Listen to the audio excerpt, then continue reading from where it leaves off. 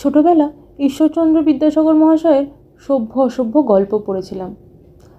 তখন তেমন অর্থ কিছুই বুঝিনি, ওই আর কি, সিলেবাসে ছিল, পড়তে তো হতোই, তাই তেমনভাবে অর্থ অনুধাবনের চেষ্টাও করিনি। যতদূর মনে পড়ে গল্পটা কিছুটা এরকম ছিল।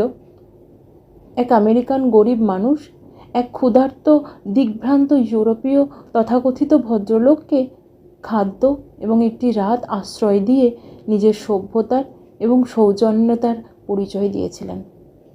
কিন্তু বিদায়কালে তিনি ইউরোপীয় ভদ্রলোককে এও মনে করিয়ে দেন যে এক ক্ষুধার্ত তৃষ্ণার্ত সে যখন তার বাড়িতে সাহায্যের জন্য অনুরোধ করতে গেছিল, তখন তাকে সাহায্য না করে দূর দূর করে বাড়ি থেকে বের করে দিয়েছিলেন সেই ইউরোপীয় ভদ্রলোক, আর নিজের কত বড় অসভ্যতার ও অমানবিকতার পরিচয় দিয়েছিলেন।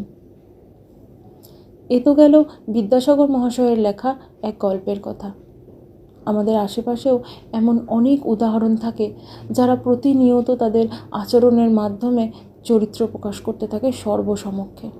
তবে এই অসভ্য মানুষের সংখ্যা এত বেড়ে গেছে যাতে করে ভদ্র মানুষেরা আর তাদের সাথে কথা বাড়িয়ে নিজেদের ছোট করতে চান না। আমি যেহেতু একাই থাকি, তাই বাড়ির সব কাজ ও বাইরের কাজ মোটামুটি আমাকেই করতে হয়।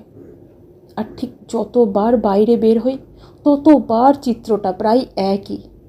কার, বাইক, যেখান থেকে যে যেভাবে পারছে শহরটাকে নোংরা করে চলেছে। আর সদা চুপ থাকা ভদ্র মানুষ যদি নিজের শহরকে নোংরা হতে দেখতে না সহ্য করতে পেরে ভুল করে একটা প্রতিবাদও করে বসলো, তো ব্যাস, শুরু হয়ে গেল বাকিদের সেই ভদ্রলোককে যা নয় তাই বলার প্রতিযোগিতা। তবে আমার চোখের সামনে এমন কিছু দেখলে একেবারেই চুপ করে থাকতে পারি না। সেটা কোনো ভদ্রলোককে সাপোর্ট করাই হোক বা কোনো সাপোর্ট ছাড়া নিজের বক্তব্য পেশ করাই হোক, আমার প্রতিবাদ কিন্তু সর্বত্রই সমানভাবেই করার চেষ্টা করি। সে দামি কারের কাঁচ খুলে যাবতীয় ভিতরের নোংরা বাইরে ফেলাই হোক বা থুতু ফেলাই হোক, বাস থেকে পানের পিক ফেলাই হোক বা কোনো খাদ্যদ্রব্যের প্যাকেট ফেলাই হোক, আর এই সব কিছুকে প্রতিনিয়ত ডিউটি হিসেবে পরিষ্কার করতেই থাকে একদল মানুষ, যাদের লোকে সুইপার বলে। মানুষ নোংরা করেই চলে, তারাও পরিষ্কার করেই চলে, আর এই কার্যকলাপ জারি থাকে মোটামুটি ওই বিকাল 5টা-6টা অবধি। আর তাদের ডিউটি ছাড়ার পরের ফেলা আবর্জনাগুলো তারা আবার পরদিন ডিউটি জয়েন করে পরিষ্কার শুরু করে। প্রতিদিনের এই ছবিটা আমার খুব চেনা, কিন্তু এরই মাঝে এক অচেনা ছবিও দেখেছিলাম। বিশ্বাস করুন, অবাক করার মতোই এক দৃশ্য। আমার মেয়ে নিউটাউনের এক স্কুলে পড়ে। সেই স্কুল এবং তার আশেপাশের অনেকটা এলাকা এই বিভিন্ন স্কুল, কলেজ, সরকারি অফিস, হসপিটাল থাকার কারণেই হয়তো মাত্রাতিরিক্ত পরিচ্ছন্ন থাকে প্রায় সর্বক্ষণই। প্রশাসনেরও বিশেষ নজর থাকে এই চত্বরে। কিন্তু ওই যা হয় আর কি, মানুষের সচেতন হওয়াটাও তো জরুরি। মেয়েকে স্কুলে থেকে সেদিন আমি নিতে গেছিলাম। অন্যদিন স্কুল বাসে ফিরে তো, তাই বাইরের দোকানপাটি তেমন ওর চোখে পড়ে না। আমার সাথে আসতে গিয়ে এক আখের রস বিক্রেতা ওর চোখে পড়ে এবং ও খেতে যায়। যথারীতি আমি একটু এগিয়ে গাড়িটা পার্ক করে এসে 2 গ্লাস আখের রস নিয়ে আমি আমারটা শেষ করি। মেয়েটা তখনও বেশ কিছুটা বাকি।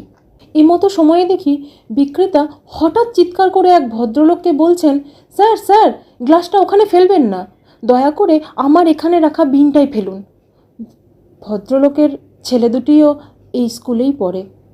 তিনিও যথারীতি স্কুল থেকে বেরিয়ে এসে এই দোকান থেকে আখের রস কিনে নিজেদের গাড়ির পাশে দাঁড়িয়ে খেয়ে সেখানেই গ্লাস 3টে ফেলে দিলেন দোকানের কথা উপেক্ষা করেই।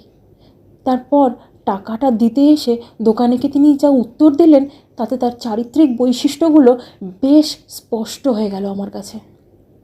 দূর, আবার ওই 3খানা গ্লাস বয়ে বয়ে তোর এই ডাস্টবিনে কে নিয়ে আসে বলতো? ছাড়, তোর কত টাকা হলো বল। টাকা মিটিয়ে ভদ্রলোক তার অতি ভদ্রতার পরিচয় দিয়ে চলে গেলেন। তারপর দেখলাম সত্যিকারের এক শিক্ষিত মানুষকে। তিনি নিজের দোকান ছেড়ে গেলেন ওই 3খানা গ্লাস আনতে, আর সেগুলো কুড়িয়ে এনে ডাস্টবিনে ফেললেন। জিজ্ঞাসা করতে নেই, তাও কৌতূহলবশত তার শিক্ষাগত যোগ্যতা জিজ্ঞাসা করেই ফেললাম। আর তাতেই জানতে পারলাম তিনি নাকি তার ছেলের কাছে নামসই শিখেছিলেন। ওইটুকুই পারেন তিনি। কথাটা শুনে অবাক না হয়ে সত্যিই উপায় ছিল না। এই নাকি আমাদের শিক্ষিত ও অশিক্ষিত সমাজের বিভাজন। একদল স্বঘোষিত শিক্ষিত যারা প্রতিনিয়ত তাদের দামি গাড়ি থেকে তাদেরই সুন্দর শহরটাকে নোংরা করে যাচ্ছে, আর একটা দল যাদের তকমা তারা নাকি অশিক্ষিত, তারা তাদের মতো করে সেই সুন্দর শহরটাকেই আরও সুন্দর রাখার চেষ্টা করে চলেছে প্রতিনিয়ত।